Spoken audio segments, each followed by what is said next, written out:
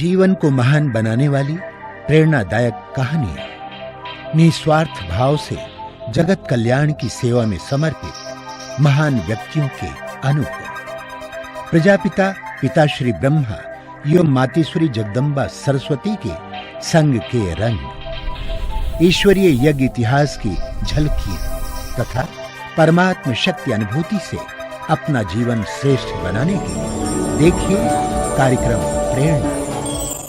दीपक देता है रोशनी फैलाने की प्रेरणा, फलदायी वृक्ष देता है देने की प्रेरणा, मधुबन देता है महकते रहने की प्रेरणा, महान व्यक्ति देते हैं जीवन जीने की प्रेरणा। आओ प्रेरणा से दें हम सभी को प्रेरणा।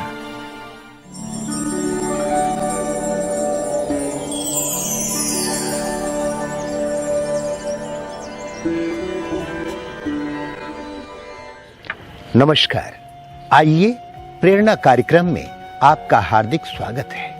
साथियों, इस कार्यक्रम में हम आपकी मुलाकात कराते हैं ऐसी प्रेरणादायी हस्तियों से जिनका संपूर्ण व्यक्तित्व निस्वार्थ सेवा करने और जीवन को दिव्य बनाने की प्रेरणा देता है। ये वो महान आत्माएं हैं जो अध्यात्म के पथ को अपनाकर ईश्वरीय प्रेम का रसपान करते हुए जन जन को ईश्वर के सानिध्य का अनुभव करा रही हैं। हमें आशा ही नहीं, पूर्ण विश्वास है कि आप भी इन दिव्य विभूतियों के अनुभवों से प्रेरणा प्राप्त कर अपना जीवन श्रेष्ठ और सफल बनाएंगे।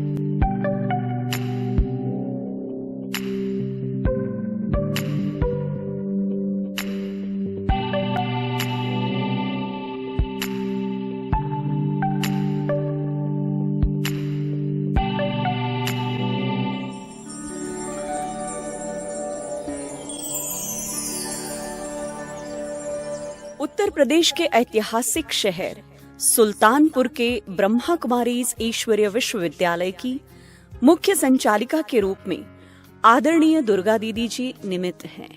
आपका जन्म 1947 में सुल्तानपुर के एक शिक्षित परिवार में हुआ। बचपन से ही आप रचनात्मक रहे। शांति, धीरज, सहनशीलता, नम्रता आदि गुणों से आप भरपूर हैं। 1963 में फैजाबाद से आपको ईश्वरीय ज्ञान की प्राप्ति हुई। आपने सृष्टि चक्र का ज्ञान अच्छी तरह से समझकर अपना जीवन ईश्वरीय सेवा में समर्पित कर दिया। अपनी लौकिक पढ़ाई बीए बीटीसी पूरी होने के बाद गवर्नमेंट सर्विस करते हुए आपने ईश्वरीय सेवा का कार्य भी संभाला। 1978 से बस्ती, बनारस, आलमगढ़, शाहगंज में सेवाएं देते हुए आप 1997 से सुल्तानपुर में ही अपनी सेवाएं प्रदान कर रही हैं। दीदी जी के नेतृत्व में एक सेवा केंद्र, 15 गीता पाठशालाओं में 500 से अधिक विद्यार्थी प्रभु पालना का सुख ले रहे हैं।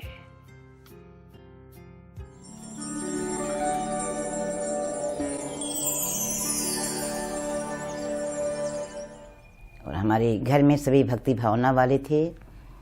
खान पान भी शुद्ध था और सभी की आस्था भगवान में थी। और हमारा पूरा परिवार शिक्षित था। हमारे ग्रैंडफादर भी टीचर थे, पिताजी भी टीचर थी, मम्मी भी टीचर थी। और हमने भी बीए बीटीसी करके 10 साल सर्विस की थी। रिजाइन करके फिर अभी हम समर्पित हुए हैं ईश्वरीय सेवा में। एरेवना जो हमारे घर से 5 मील की दूरी पर था, हमारी मौसी का घर था। मौसी के घर में ही हम सबको ज्ञान मिला। जून मास में हमारी माँ की छुट्टी थी टीचर से, तो मौसी मौसा हमारे माँ को आकर के मिले और साथ लेकर के गए अपने घर पर, जहाँ पर उनके पिताजी माना और बाबा हमारे वहाँ ज्ञान देते थे। तो वहाँ से माँ 7 दिन का कोर्स करके घर पे आई। जून की छुट्टियाँ थी हमारी भी, हम तो ननिहाल में रहते थे, वहीं हमारी पढ़ाई सुल्तानपुर डिस्ट्रिक्ट में जिले में ही होती थी। घर पे आए तो फिर हमें ज्ञान को उतनी रुचि नहीं थी, फिर हम पढ़ने चले गए, इंटर फर्स्ट ईयर और सेकंड ईयर भी किया। तो हम ज्ञान में 1 साल के बाद आए फिर, लेकिन माँ को तो ज्ञान 62 में मिल गया था और हम 1 साल के बाद नवंबर 63 में ज्ञान में आए। ज्ञान में आने के बाद हम आश्रम पर रहना शुरू कर दिए, क्योंकि पिताजी हमारे 9 साल विरोधी थे। वो हमको लेकर जाते लेकिन फिर हम चले आते, ऐसे वो बार लेके जाते लेकिन हम चले आते। ऐसे करते करते फिर हम रहने लगे थे। और हमारी माँ और छोटी बहन आशा बहन पहले से ही रहती थी, जो समर्पित रूप से। फिर 64 में मम्मा कानपुर आई हुई थी, क्योंकि बहुत बंधन थे इरोना में भी आने जाने का, घर में पिताजी का बंधन था। तब सब रात में इरोना के भी 4-6 भाई थे, 6 भाई और हम और हमारी बीच की बहन ज्ञानवती और बड़े भैया और माँ, हम सब बाबा से मम्मा से मिलने के लिए कानपुर गए। पैदल 10 कोस हम लोग गए थे, देखिए वहाँ ट्रेन पकड़ी फैजाबाद में। फिर रात को पहुँचे हम मम्मा से मिलने के लिए, वहाँ 10 बज चुके थे। मम्मा सोने चली गई थी, लेकिन सुना कि रेवना की पार्टी आई हुई है, तो मम्मा उठ करके आई और हम सबसे बहुत ही प्यार से मिली। ऐसे ही अनुभव हुआ कि हम कहाँ किससे मिल रहे हैं, इतना हमको शांति की, उसे शक्ति की अनुभूति हुई, शीतलता की अनुभूति हुई, बहुत खुशी हुई। और हमारे पूरे परिवार को भी, जो भी गए थे साथ में, सबने बहुत ही अच्छा अनुभव किया। मम्मा के साथ वहाँ हम 7 दिन रहे हुए थे और बराबर क्लास करना, साथ रहना, बहुत ही अच्छा अनुभव किया।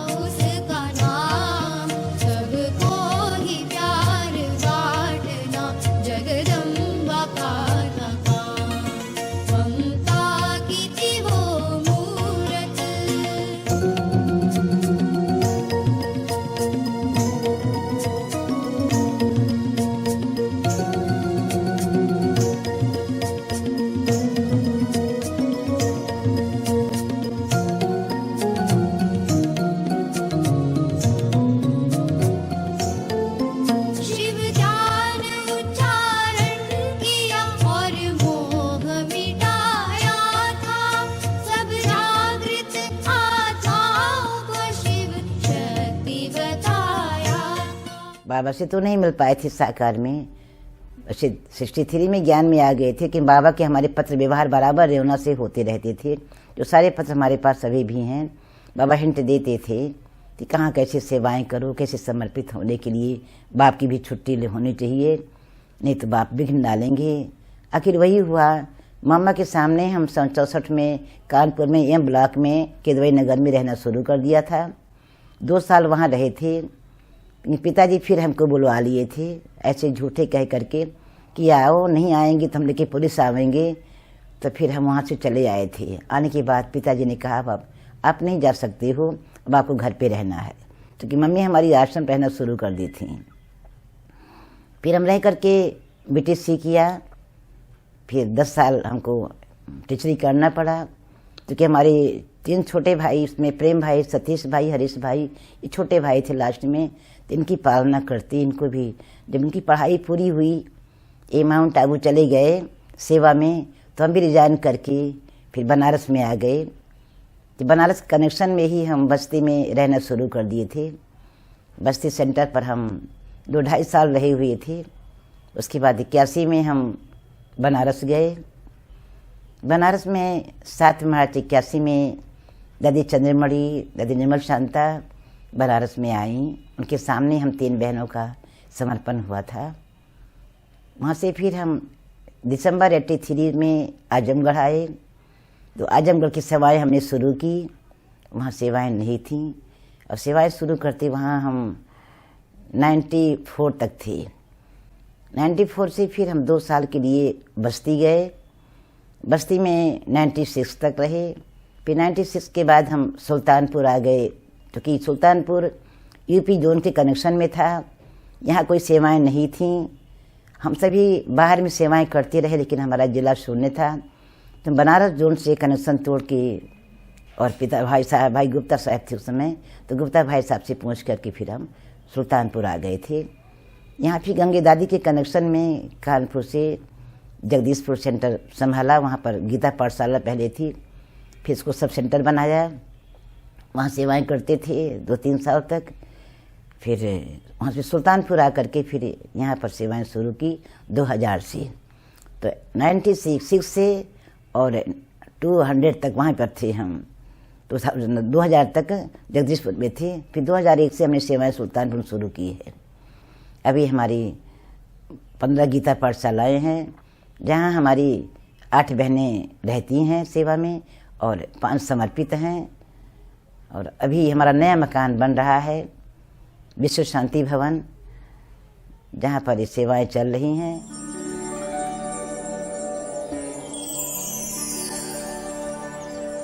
भले हम साकार से नहीं मिल पाते थे, लेकिन पत्रों के द्वारा हमको यही महसूसता होती थी कि बाबा हमसे बात कर रहे हैं, बाबा हमको हिंट दे रहे हैं, हमें कैसे लायक बनना है, हमें कैसे सेवा संभालनी है, कैसे हमको अपनी उन्नति करनी है। और हमको बहुत ही खिंचाव होता रहा कि कब हम बंधन मुक्त होएं, कि साकार बाबा से मिलने जाएं। लेकिन साकार बाबा से तो नहीं मिल पाए, लेकिन बाबा के श्रीमत के अनुसार हम जो बाबा ने शिक्षाएं दिया, समझावने दी, वो हम सब फॉलो करते थे। हमको बहुत खुशी होती थी। आज भी देते हो बाबा पालना साकार की, आज भी देते हो बाबा पालना साकार की। भर के जाते सब यहाँ से झोली तेरे प्यार की, आज भी देते हो बाबा पालना साकार की, आज भी देते हो बाबा पालना साकार की। बच्चों के ऊपर हर पल तेरी ही छत्र छाया है,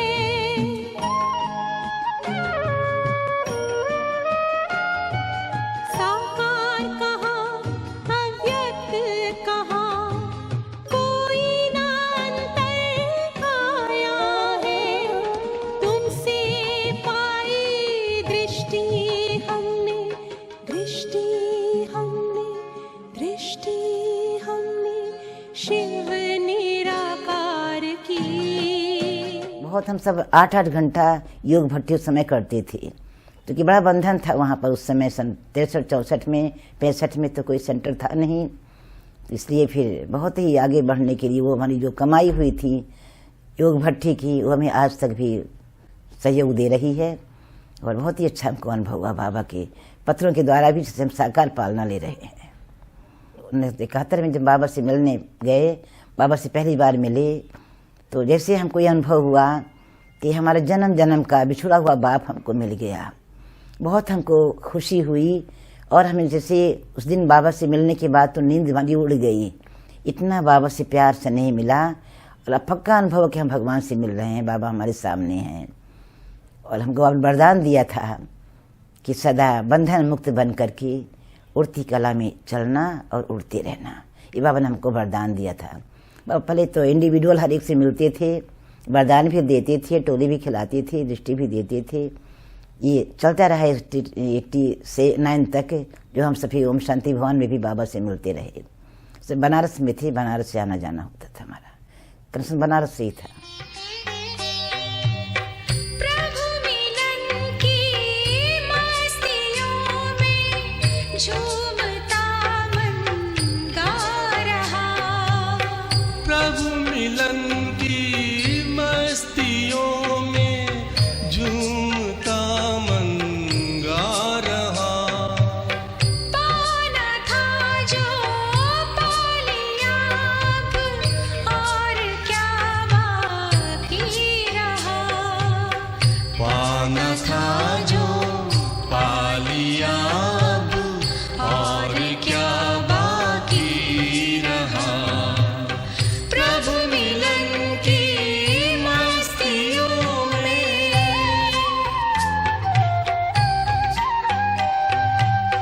हो गया जब प्रभु ही अपना, कौन कोई गैर है। सारी दुनिया अपनी है, अपना न किससे वैर है, अपना न किससे वैर है। ज्ञान सागर मन के गागर में समाता जा रहा। पाना था जो पा लिया अब, और क्या बाकी रहा। प्रभु मिलन की मस्तियों में।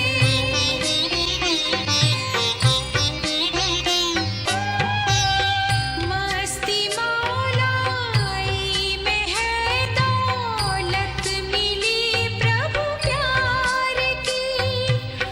अब रही किस काम की ये सल्तनत संसार की। मम्मा से मिलने से, गोदी में गए से अपने आप को हम भूल गए थे। हमको बहुत ही जैसे मम्मा इतना कोमल कोमल उनके हाथ थे, उनकी बॉडी अच्छे टच हुआ, ऐसे शीतलता की अनुभूति हुई। बहुत हमें खुशी और शांति मिली, जैसे अपने माँ से मिल रहे हैं। जन्म जन्म से बिछड़ी हुई माँ हमको मिल गई। बहुत ही अच्छा मिला, अच्छा हमको अनुभव हुआ। और मम्मा ने बताया, पूछा, वरदान भी दिया हमको कि भले आ गए और आकर के आप बाबा से मिल रहे हो। बाबा से मिलने के लिए भी आपको चांस मिलेगा, ऐसे मामा ने कहा था कि साकार से मिलने का भी चांस मिला था। लेकिन मामा से मिलने से हमको सारी अनुभूतियाँ, बाबा से मिलने की भी अनुभूति मामा से मिलने को हमको हो गई। और मामा के सामने हम समर्पित हो गए वहाँ पर। मामा के आगे 2 साल फिर वहाँ रहे, कानपुर में, गिदवाई नगर में।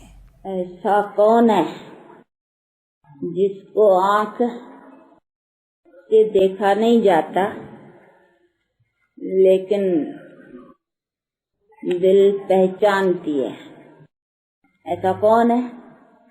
शिवराम जी, बाप। बाप बेहद का बाप, हाँ, जिसको निराकार बाप कहो। शरीर के पिता को साकार, वो निराकार। तो निराकार बाप, जिसको निराकार परम पिता परमात्मा कहा जाता है, वो इस आँखों से भले देखा नहीं जाता, लेकिन जाना जाता है, पहचाना जाता है।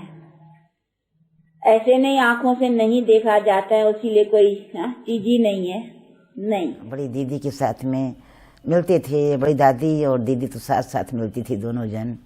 बहुत ही अच्छी पालना मिलती थी और दीदी सबको ऐसे पालना देती थी जो उसको हम अनुभव करके प्रैक्टिकल में उसको हम ला सकें।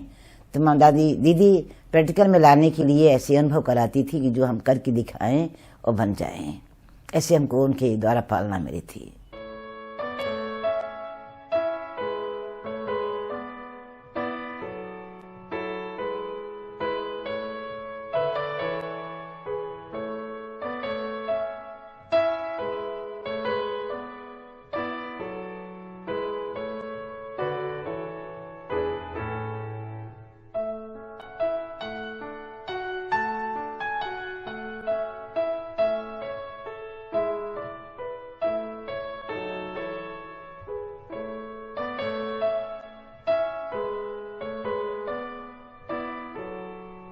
ब्राह्मण जीवन में जो हमको श्रीमत मिली हुई है और अमृत बेला उठना और एको टाइम पर उठना, हर कार्य एको रेसी से करना और अलर्ट रहना, जो हम चाहते थे वो हम करके ही पूरा करते थे। पहले सेवा, पीछे अपनी सेवा। भोजन भी सामने आ गया लेकिन भोजन छोड़ करके हमको सेवा करने जाना है, ये हम बराबर करते थे। कि कोई भी आया हुआ अपना समय ले करके तो हम कहीं कभी वेट करो बैठो या कल आना कभी नहीं किया, तत्काल हम पहुंच के उनकी सेवा पालना करते थे। तब अंदर में भाई बहनों की पालना के संस्कार इतना बचपन से शुरू से ही भरा था। या लौकिक में भाइयों की पालना की और ज्ञान में आने पर भी भाई बहनों की पालना हम अच्छी तरह से करते हैं और करते रहते हैं। और ये हम अपनी बहनों को भी कहते हैं कि सेवा के लिए कभी पीछे नहीं रहो या ना करो, या आराम पीछे पहले सेवा। हम हर घड़ी अंतिम घड़ी समझते हैं कि हर समय को मौत याद रहे या हर घड़ी अंतिम घड़ी याद रहे, इसलिए हमसे कोई गलती ना हो और अमृत बेले का योग न मिस हो, ये हम ध्यान रखते हैं। बाकी औरों को भी संदेश देना, बताना कि अंतिम घड़ी समझो, कल काल का नाम है। चाहे हमारे जिज्ञासु भाई बहनें हैं, चाहे हमारी बहनें होती हैं, इसलिए जो भी अपना समय श्वास संकल्प है ये सफल करना है। हमसे एक भी मनसा वाचा कर्मणा गलती भूल ना हो, क्योंकि कब क्या हो जावे इसका भरोसा नहीं है। तो हम तो हमेशा समझते हैं, हम अपनी बहनों से भी कहते हैं कि कल क्या होना पता नहीं है, इसलिए जो भी करना हो आज कर लो। और हम आज कर लेते हैं, हम समेटे रहते हैं कि कब घर जाना है, अब घर जाना है, इसलिए जो भी तैयारी करनी है हम तैयारी में लगे रहते हैं। हमको पूरा ये पक्का पाठ है कि मौत कभी भी आ सकती है, क्योंकि हमारी ऐसी बहनें, हमारी कम उम्र की बहनें भी अचानक जाती रही हैं। तो उनको जाते देख करके होता कब हमारा भी नंबर कहीं ना आ जावे। इसलिए क्यों ना हम बाबा की याद में तो 70 साल के हमारे जीवन व्यतीत ही हो रहे हैं, लेकिन जो भी हमारा शेष जीवन है वो बाबा की याद सेवा में ही।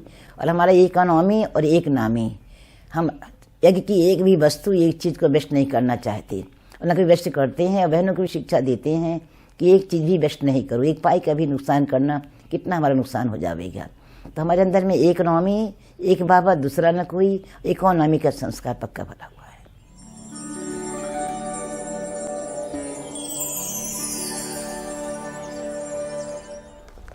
दीदी के अंदर हर्षित मुक्ता, दीदी के अंदर प्यार की विशेषता है, वो प्यार से अपना बनाने की।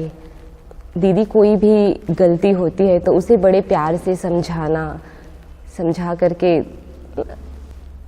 तुरंत उस गलती को माफ़ कर देना। और दीदी के साथ बहुत प्यार मिला, जैसे लगता है कि एक अपनापन महसूस होता है कि हमारी माँ है।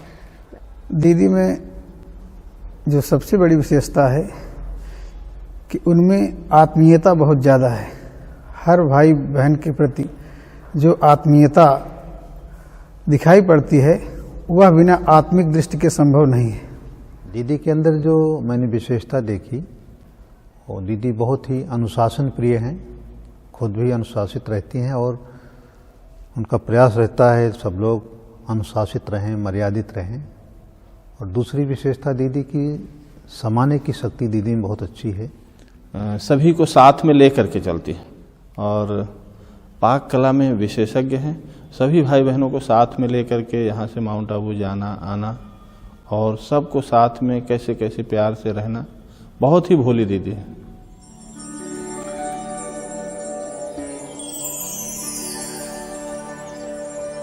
शिव बाबा को उसको प्यार कर, सांसों को आबाद कर ले मेरे मना। शिव बाबा को याद कर, जी भर उसको प्यार कर, सांसों को आबाद कर ले मेरे मना।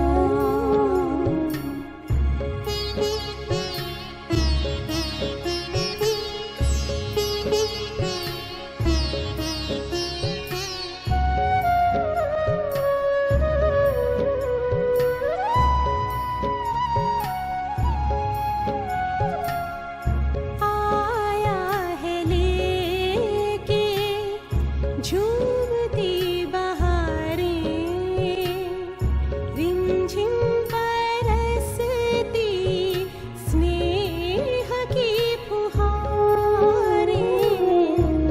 रंग निराला है रूप सलोना,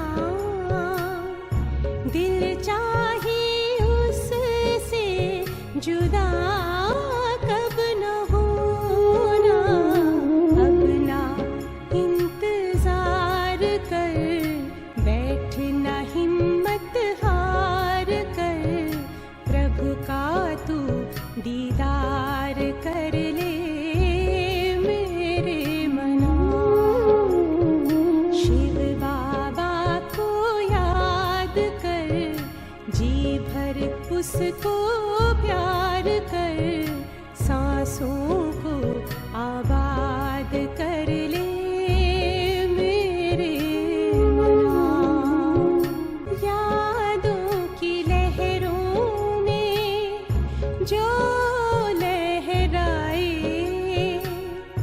एक अलौकिक सुख वो पाए।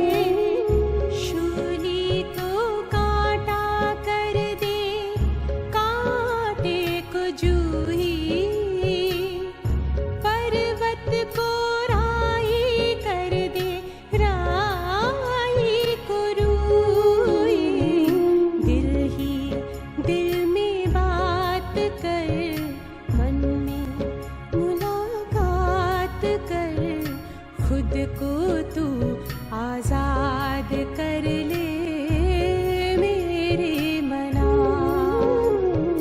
शिव बाबा को याद कर, जी भर उसको प्यार कर, सांसों को आबाद कर ले